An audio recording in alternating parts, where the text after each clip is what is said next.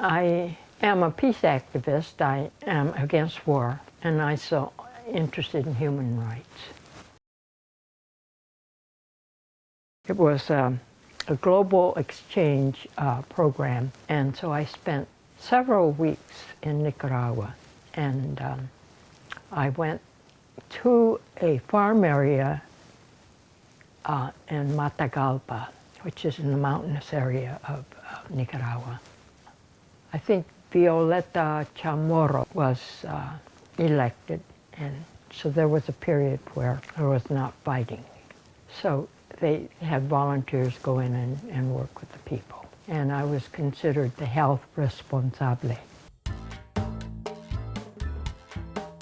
I went to Cuba, yeah, I think I went at least 5 times, and there was one time that Global Exchange organized it, and we took supplies, but not a whole lot, and we went mainly to find out what was going on in Cuba. Well, this was actually before I joined Pastors for Peace.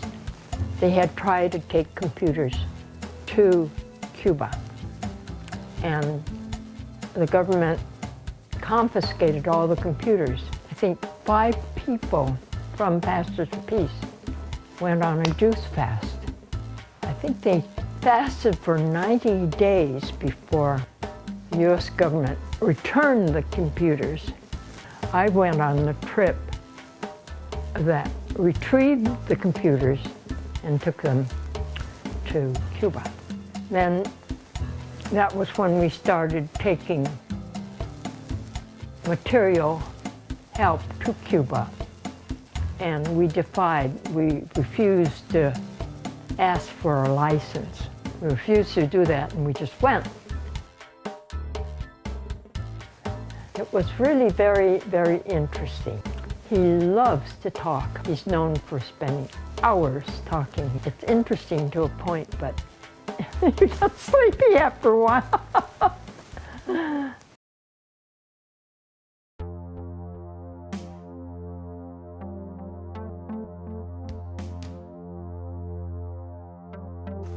Oh, I was also arrested, this is fairly recent, at the School of the Americas for protesting what we call the School of the Assassins.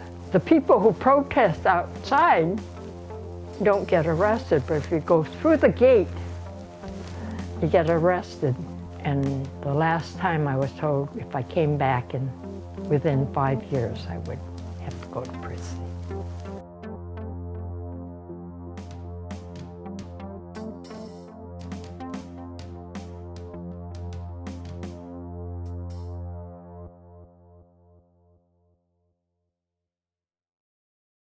I was mainly just standing there protesting, and it was essentially a peaceful protest. The military started to shoot tear gas, and before they did that, some of the soldiers wanted me to get out, because they wanted it to make it look like it were just young people protesting. And I said, no. And then they start using tear gas, and I had no idea how to relieve my eyes from a tear gas. Some of the people had bottles of water, and they washed their eyes. The Zapatistas were fighting the Mexican government. There was an incident where 40 of the Zapatistas were killed in a community called Acteal. And we went to take food and so forth to these people. And on the way back, we were driving along, and our leader said, "Duck!" And so we all ducked, and somebody had shot through the window.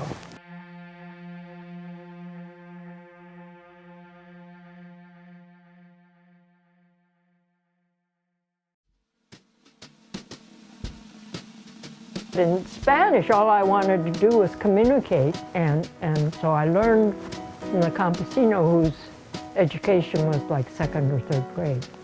We went for a trip across Mexico, and we had to get on a bus. Don had, I think he had to get a new tire for our car, or something like that.